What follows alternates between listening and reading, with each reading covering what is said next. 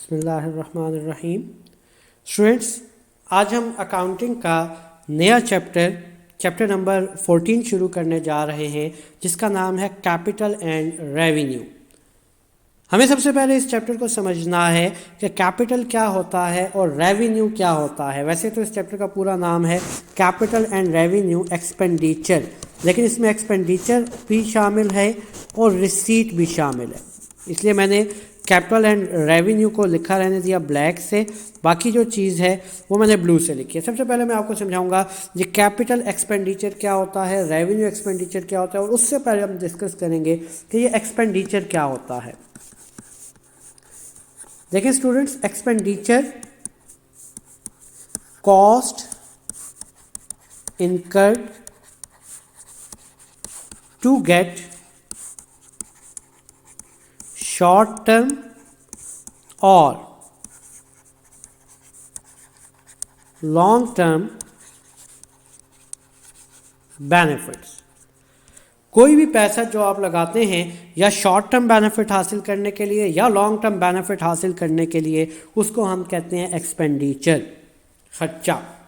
ठीक है, खर्चा हमें थोड़े अरसे के लिए फ़ायदा भी दे सकता है, ज़्यादा अरसे के लिए फ़ायदा भी दे सकता है। और यही इस चैप्टर की बेसिक्स हैं कि अगर आपको कोई खर्चा थोड़े अरसे के लिए फ़ायदा देगा तो वो खर्चा रेवेन्यू कहलाएगा, रेवेन्यू एक्सपेंडिचर कहलाएगा। और कोई ऐसा खर्चा जो आपको लंबे अरसे के लिए फ़ायदा देगा वो आपका कैपिटल एक्सपेंडिचर कहलाएगा। तो स्टूडेंट्स, हमें यह देखना है यहाँ पर कि रेवेन्यू एक्सपेंडिचर क्या होता है, कैपिटल एक्सपेंडिचर क्या होता है। इसको समझने के लिए सबसे पहले आपको कुछ चीज़ें जो क्लियर होनी चाहिए वो ये क्लियर होने चाहिए कि एक्सपेंसेस में कौन कौन सी चीज़ें आती हैं और आपकी एसेट्स कौन कौन सी चीज़ें बनेंगी।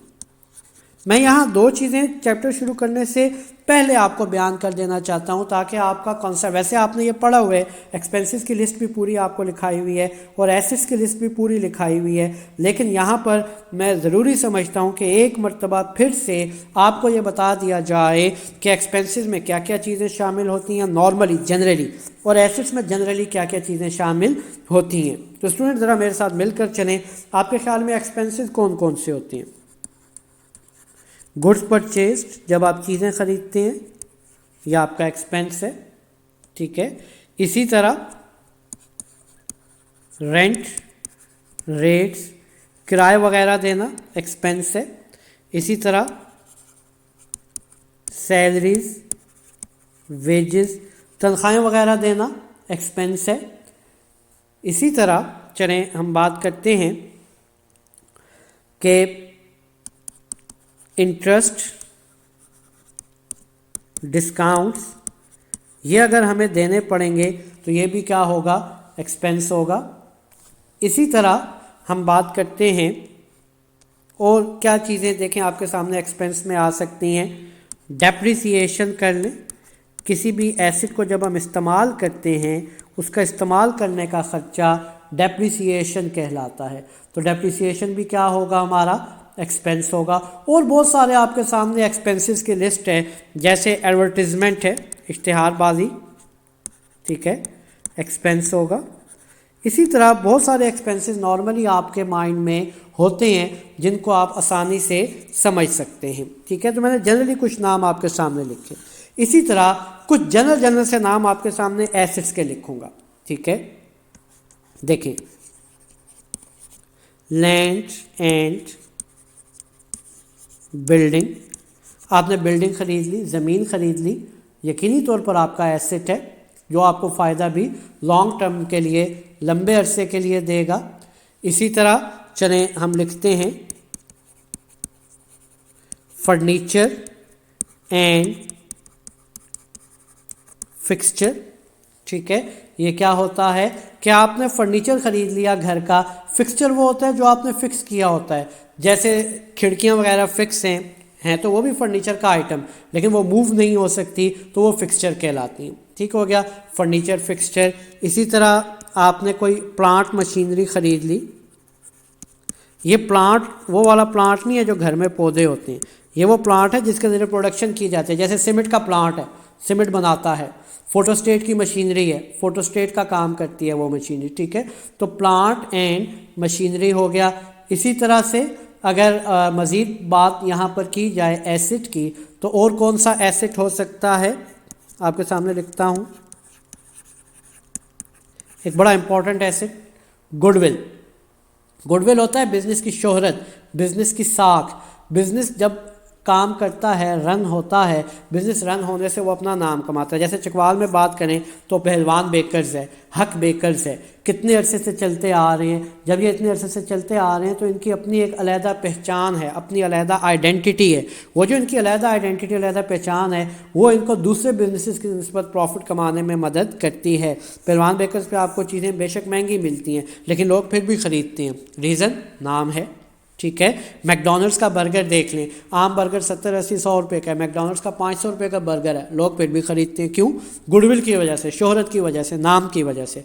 तो गुडविल एक बिज़नेस का बड़ा कीमती एसेट होता है, जिसकी मदद से वो आम बिजनेसेस से ज़्यादा प्रॉफिट कमा लेता है, ठीक है।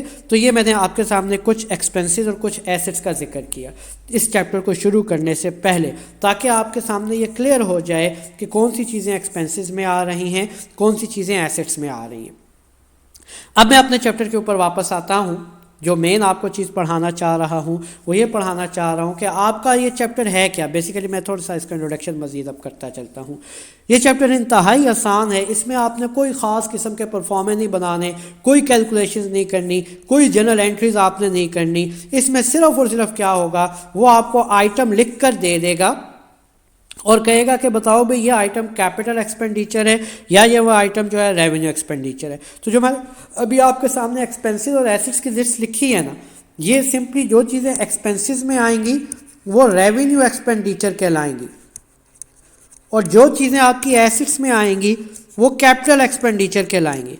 वो सिंपली आपके सामने ये बात कहेगा, कोई भी चीज़ दे देगा, कहेगा wages paid to workers, workers को तनख्वाहें अदा की, बताओ ये रेवेन्यू एक्सपेंडिचर है या कैपिटल एक्सपेंडिचर है। तो बहुत आसान चैप्टर है, आपने सिर्फ और सिर्फ स्टेटमेंट को देखना है, स्टेटमेंट देखकर पहचान करके बता देना है कि आया ये आइटम रेवेन्यू का है या ये आइटम कैपिटल का है। तो स्टूडेंट्स, आपने इस चीज़ को जहन में रखते हुए कैपिटल और रेवेन्यू एक्सपेंडिचर के ऊपर बात करनी है। तो देखिएगा अभी हम क्या काम करते हैं। यहाँ पर मैं आपके सामने टॉपिक को शुरू करता हूँ। मैं आपको कुछ पहचान बताऊँगा कैपिटल की और रेवेन्यू की, कि आपने क्वेश्चन में कैपिटल और रेवेन्यू को एक्सप्लेन कैसे करना है, या कैपिटल एक्सपेंडिचर और रेवेन्यू एक्सपेंडिचर का डिफरेंस क्या है। तो मैं इसके ऊपर अभी बात करता हूँ आपके सामने कैपिटल एक्सपेंडिचर और रेवेन्यू एक्सपेंडिचर के डिफरेंस की। तो देखिए स्टूडेंट्स, मैं यहाँ पर लिखता हूँ सबसे पहले कैपिटल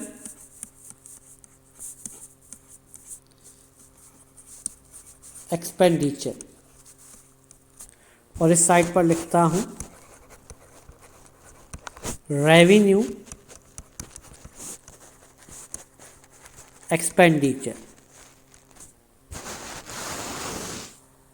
बीच में मैं लगा देता हूँ लाइन, ताकि इनके डिफरेंसेस क्लियर हो जाए। और जो चीज़ें अभी लिखने लगा हूँ ना, ये इस लिहाज से बहुत इंपॉर्टेंट इसलिए हैं क्योंकि आपने यही स्टेटमेंट उसको आंसर करना होगा। ये बेसिकली मैं रीज़न लिखने लगा हूँ कि अगर कोई आइटम कैपिटल है तो क्यों है, अगर कोई आइटम रेवेन्यू है तो क्यों है। ये रीजंस आपको बड़े अच्छे से याद होनी चाहिए। इन्हीं रीजंस के ऊपर मैं बात करने लगा हूँ कि आप पेपर में कैसे लिखेंगे कि फ़लाना आइटम कैपिटल है या फ़लाना आइटम रेवेन्यू है। तो देखें स्टूडेंट्स, नंबर 1 पॉइंट, पहला पॉइंट मैं आपके सामने लिखने लगा हूं। If an item provides benefit for more than 1 year, अगर कोई आइटम आपको 1 साल से ज़्यादा का फ़ायदा पहुंचाएगा तो वो कैपिटल एक्सपेंडिचर होगा। और रेवेन्यू में क्या होगा, N item that provides benefit for less than 1 year.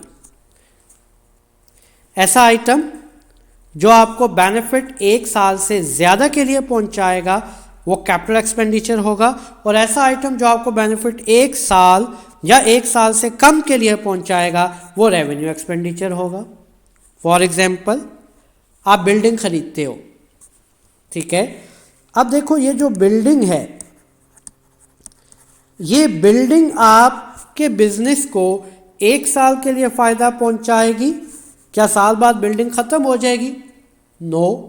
ये बेनिफिट आपको जब तक आप उस बिज़नेस में उस बिल्डिंग में बिज़नेस करते रहेंगे, वो बिल्डिंग आपको बेनिफिट देती रहेगी। अगर आप 10 साल उस बिल्डिंग में रहते हैं तो 10 साल तक बिल्डिंग बेनिफिट दे रही है, 50 साल तक रहते हैं तो 50 साल बेनिफिट दे रही है। तो बिल्डिंग से हासिल होने वाला, जैसे आप घर में रह रहे हैं, ठीक है, तो आप घर में क्या हर दिन या हर रोज़ या हर साल घर चेंज करते हैं? नो, लंबे अरसे के लिए आपको बेनिफिट मिल रहा है। तो ऐसा कोई भी आइटम जो बेनिफिट आपको 1 साल से ज़्यादा की देने की सलाहियत रखेगा वो कैपिटल एक्सपेंडिचर कहलाएगा। इसके बरक्स ऐसा आइटम जो आपको साल या साल से कम के लिए बेनिफिट देगा वो आपका रेवेन्यू आइटम कहलाएगा। जैसे रेंट है, अगर आप घर रेंट पर लेकर रह रहे हैं तो क्या आप 1 महीने का रेंट देते हैं तो वो कई सालों तक वो रेंट चल सकता है? नो। 1 महीने का रेंट है तो महीने बाद ख़त्म हो जाएगा, अगले महीने नया रेंट देना पड़ता है, फिर अगले महीने फिर नया रेंट देना पड़ता है, ठीक है। तो ऐसा आइटम जो साल के अंदर, जिसका बेनिफिट साल के अंदर अंदर हासिल कर लिया जाता है वो रेवेन्यू एक्सपेंडिचर होता है। और ऐसा आइटम जिसका बेनिफिट साल से ज़्यादा के लिए होता है वो आपका कैपिटल एक्सपेंडिचर कहलाता है। तो पहली पहचान, पहला डिफरेंस ये होगा कि आपने लाइफ देख लेना है कि जिसकी मैच्योरिटी लाइफ साल से ज़्यादा वो कैपिटल एक्सपेंडिचर, जिसकी मैच्योरिटी लाइफ साल या साल से कम वो रेवेन्यू एक्सपेंडिचर। अब हम दूसरे डिफरेंस की बात करते हैं।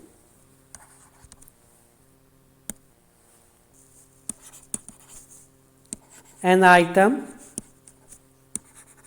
दैट is non-recurring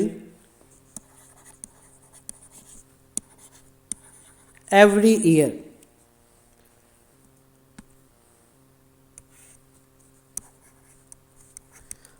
जो बार बार ना आए। ऐसा आइटम जो बार बार रिपीट नहीं होता साल के अंदर वो आपका कहलाता है कैपिटल एक्सपेंडिचर।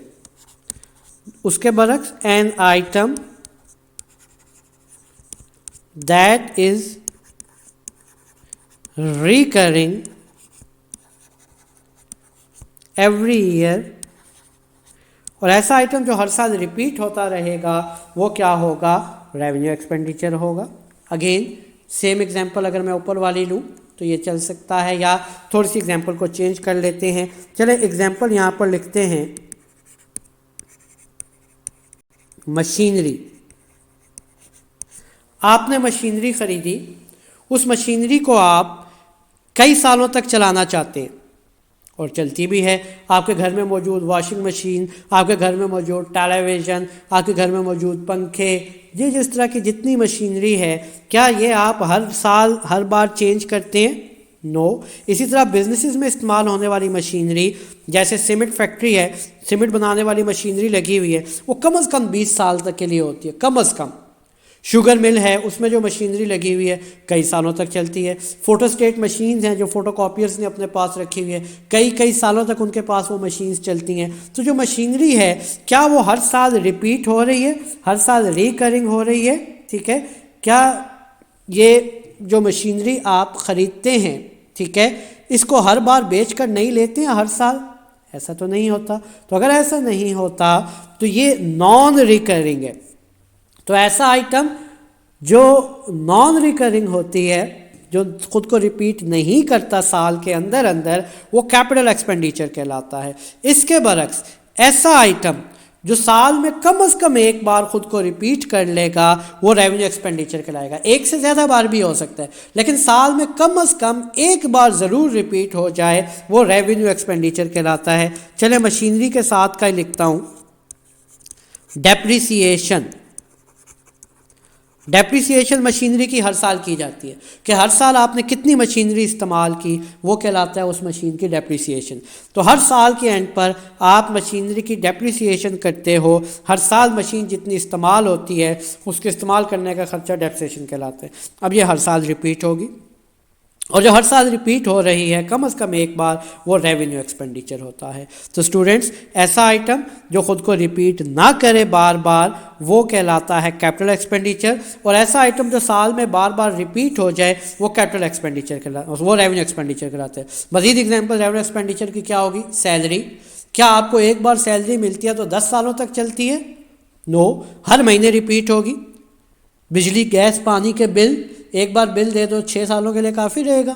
कभी भी नहीं, बार बार रिपीट होगा, हर महीने रिपीट होगा। तो जो एक्सपेंस खुद को बार बार साल के अंदर या कम से कम एक बार खुद को रिपीट कर रहा है वो रेवेन्यू एक्सपेंडिचर, और जो आइटम खुद को रिपीट नहीं करता, जो नॉन रिकरिंग होता है, वो कैपिटल एक्सपेंडिचर कहलाता है। ये पॉइंट भी क्लियर, ये डिफरेंस भी क्लियर। अब हम बात करते हैं तीसरे डिफरेंस के ऊपर।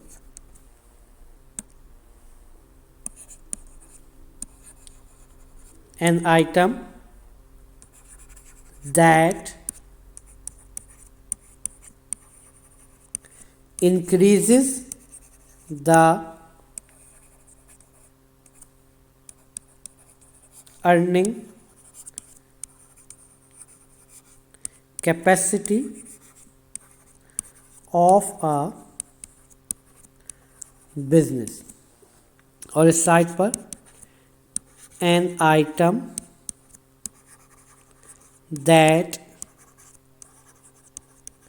maintains the earning capacity of a business। तो ऐसा आइटम जो बिजनेस की अर्निंग कैपेसिटी को इंक्रीज करेगा, बढ़ाएगा, वो कैपिटल एक्सपेंडिचर कहलाएगा। जबकि ऐसा आइटम जो बिजनेस की अर्निंग कैपेसिटी को मेंटेन रखेगा, वो रेवेन्यू एक्सपेंडिचर कहलाएगा। अब अर्निंग कैपेसिटी क्या है? पैसा कमाने की सलाहियत। एक बिजनेस की पैसा कमाने की सलाहियत को बरकरार रखना रेवेन्यू एक्सपेंडिचर है, और पैसा कमाने की सलाहियत को बढ़ा देना रेवेन्यू एक्सपेंडिचर है। वेरी सिंपल एग्जांपल अगर आपको मैं दूं, आप लोग बाइक गाड़ी वगैरह इस्तेमाल करते हो, बाइक ख़राब हो जाए उसका पुर्जा चेंज करा लेते हो, ठीक है। जहाँ ज़रूरत पड़ती है बाइक की रेगुलर आप ट्यूनिंग करा लेते हो, ऑयल चेंज करा लेते हो। इस तरह ब्रेक ख़राब होगी, ब्रेक ठीक करा लेते हो। ये सारा काम क्या करता है? ये बाइक की रनिंग कैपेसिटी को मेंटेन करता है, बाइक चलने की सलाहियत को बरकरार रखता है। तो ऐसा ख़र्चा जो आप बाइक को रेगुलर ठीक कराते रहते हो ताकि वो ठीक तरीके से काम करता रहे, रनिंग कैपेसिटी उसकी बरकरार रहे, वो रेवेन्यू एक्सपेंडिचर है। और ऐसा खर्चा जो अर्निंग कैपेसिटी को बढ़ा देगा, फॉर एग्जांपल आप ये देखें कि आपके कॉलेज में कोई दीवार ख़राब हो गई, हमने उसको ठीक करा लिया, कोई बोर्ड कोई चेयर टूट गया उसको ठीक करा लिया। ये क्या है? ये अर्निंग कैपेसिटी को बरकरार रखता है, बढ़ाता नहीं है। जबकि अगर कॉलेज में हम जहाँ 2 मंजिलों में बैठे हुए हैं, फ़र्ज़ करें हम तीसरी नई मंजिल बना के नए कमरे बना देते हैं। अब यहाँ भी हमने खर्चा किया, लेकिन नए कमरे बनाने से हम नई क्लासेस बिठा सकते हैं, ये हमारी अर्निंग कैपेसिटी को, हमारे प्रॉफिट को बढ़ाएगा। तो ऐसा खर्चा जो हमारे प्रॉफिट को बढ़ाने में मदद करेगा वो कैपिटल एक्सपेंडिचर कहलाएगा। इसके बरक्स ऐसा खर्चा जो हमारी पैसा कमाने की सलाहियत को सिर्फ बरकरार रखेगा, बढ़ाएगा नहीं, वो रेवेन्यू एक्सपेंडिचर कहलाएगा। अब देखें इसकी एग्जाम्पल लिखता हूँ। For example, addition to buildings, buildings में एडिशन कर दे, नए कमरे बना देना, ये अर्निंग कैपेसिटी को, प्रॉफिट कमाने की कैपेसिटी को बढ़ाएगा, ये कैपिटल एक्सपेंडिचर होगा। और यहाँ पर for example maintenance of building, building की मेंटेनेंस करा लो, कोई ख़राब हो गया कोना, सीमेंट लगा लिया, चेयर टूट गई, चेयर ठीक करा ली, कहीं से रंग उतर गया, रंग करा लिया। तो ये क्या होता है? ये रेवेन्यू एक्सपेंडिचर है जो अर्निंग कैपेसिटी को बरकरार रखता है। चौथा और आखिरी difference,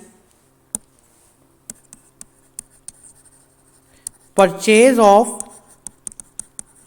fix asset and cost incurred to purchase it. कोई एसेट खरीदो और उसको खरीदने के ऊपर जितना खर्चा आएगा वो सारा फिक्स एसेट, जो फिक्स एसेट खरीदो और खरीदने के ऊपर जो खर्चा करो वो कैपिटल एक्सपेंडिचर होगा। आपने बिल्डिंग खरीदी, अब बिल्डिंग खरीदने के लिए आपने एक तो बिल्डिंग के पैसे दिए, लेट्स सपोज 10 लाख की बिल्डिंग खरीदी, प्लस आपने क्या किया, उसके कागजात बनवाए, उसकी रजिस्ट्री करवाई, लाख रुपया उस पर लग गया। तो अब ये 11 लाख सारा का सारा बिल्डिंग खरीदने के ऊपर लग गया, तो ये कैपिटल एक्सपेंडिचर होगा। इसी तरह इसके बरक्स regular expenses of business, for example purchase of goods, अशिया वगैरह ख़रीदना, रोज़मर्रा की अशिया जो ख़रीदते हो वो आपका रेवेन्यू एक्सपेंडिचर होगा, जबकि कोई आपने फिक्स एसेट ख़रीद लिया तो वो ख़रीदना कैपिटल एक्सपेंडिचर होगा। तो स्टूडेंट ये जो मैंने 4 पॉइंट्स आपके सामने मेन पॉइंट्स लिखे हैं, ये मेन पॉइंट्स वो हैं जिनके ज़रिए आपको पता लगेगा कि एक एक्सपेंस कैपिटल है या रेवेन्यू है। तो आपके सामने जब कोई आइटम वो देगा, अभी हम इंशाल्लाह नेक्स्ट लेक्चर में देखते हैं कि कैसे करना है, तो आपने इन 4 रीज़न्स में से कोई एक रीज़न दे देनी है, बस और कुछ भी नहीं। इंतहाई आसान चैप्टर है। वो आपसे पूछेगा कि ये आइटम कैपिटल है या रेवेन्यू है, पहले ये बताएं, अगर है तो क्यों है ये बताएं। तो हमने इस चैप्टर में सिर्फ और सिर्फ आइटम्स की पहचान करनी है, इससे ज़्यादा कोई काम हमने नहीं करना। तो यहाँ तक क्लियर हो गया स्टूडेंट्स। इंशाल्लाह नेक्स्ट लेक्चर में हम डिस्कशन करते हैं इस चीज़ के ऊपर कि क्वेश्चन सॉल्व करते हैं।